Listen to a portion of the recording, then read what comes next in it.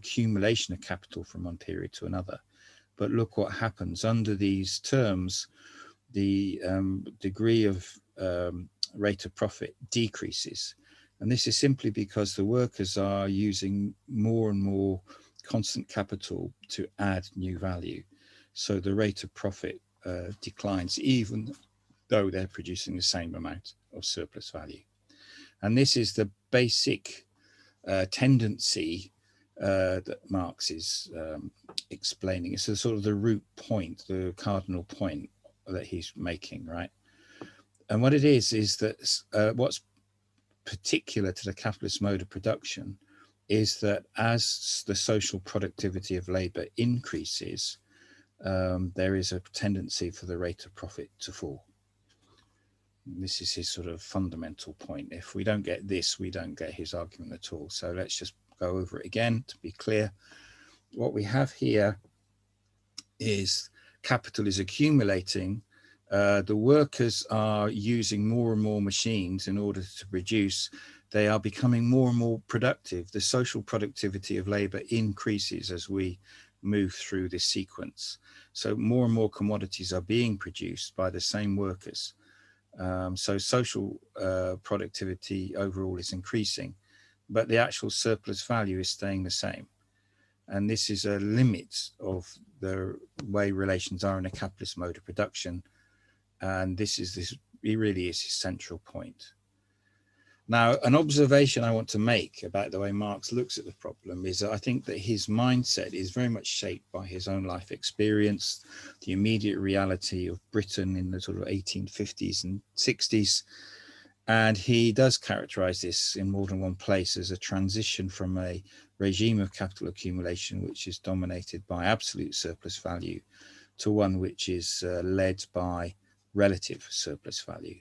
In other words, relative surplus value meaning workers produce more use values with increasing mechanization, modern industry takes hold, they can suddenly use huge machines, produce loads of cotton goods and so on. So in Marx's lifetime, in his observation of England, Britain, this is particularly the case, that the rising organic composition of capital is the central driver. And of course, one can extrapolate that to the capitalist mode of production as a whole, as being the central driver of the mode of production as a whole. Now, this movement was part of a wider totality, which Marx himself was aware of, but part of our argument is that he only theorized it to some extent. He didn't fully theorize the international environment in which this was taking place. So Marx does a theory of, if you like, the initial formation of the capitalist mode of production, the primitive accumulation of capital.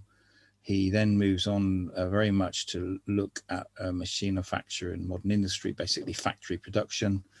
And he's definitely aware of the inputs from Ireland and from US South slave produced cotton as raw materials into this factory production. And he's also aware of the exploitation of India and other places under sort of neo-colonial or colonial forms of exploitation.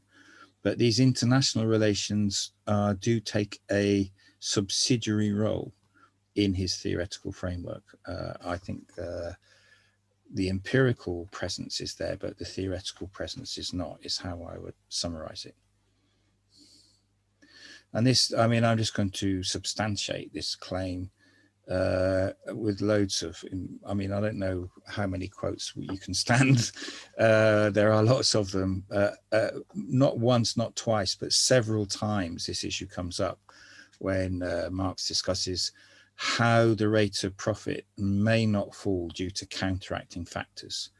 And his first counteracting factor is an increase in the level of exploitation. And his first point is to do with absolute and relative surplus value. He doesn't expand this very much, but he's just, if you like, putting down a marker to say, you know, these are my theoretical concepts from volume 1. I've developed them in detail there. And basically, the rate of profit can be offset by increasing the level of exploitation of labor by prolonging the working day and making work more intense. Okay. He then goes on to note that another way to offset the decline in the rate of profit is to reduce wages below their value. This is his second counteracting tendency. And he says, making an empirical reference to it here, and it needs to be brought in, but he says it has nothing to do with the general analysis of capital, because it is needs to be looked at in an account of competition, even though it is one of the most important factors. Well, methodologically, I just think he's made a mistake here. I mean, there's no two ways about it. It's no reason to reduce the significance of this counteracting tendency to a sort of a lower, more concrete level of analysis than the other two that he's been looking at. And we've made that argument at length in relation to volume 1, and now we begin to see its potentially negative theoretical aspect in terms of excluding it. Marx refers here to the points he's already made in part 1 of volume 3, which is capital can reduce the tendency of the rate of profit to fall. In other words, it can maintain its profitability by cheapening constant capital. One of the major ways that he does elaborate as an example here is the cotton. Now, of course, cotton can be cheaper for more than one reason. I mean, it's not only that labor was more productive because of machinery. Labor was more productive because of the forms of exploitation of labor in the US Cotton South, in particular the forms of institutional torture, as Edward Baptist writes, in terms of the actual productivity of enslaved workers in the cotton fields, for example. So behind the cheapening of elements of constant capital is a point which Marx doesn't really go into, which is the super exploitation of labor. Marx returns to themes that he's already developed in volume 1 under the general law of accumulation, and in particular this notion of a relative surplus population. This crops up not once but 2 major times within his discussion of the rate of profit, and it's an extremely important component of his argument.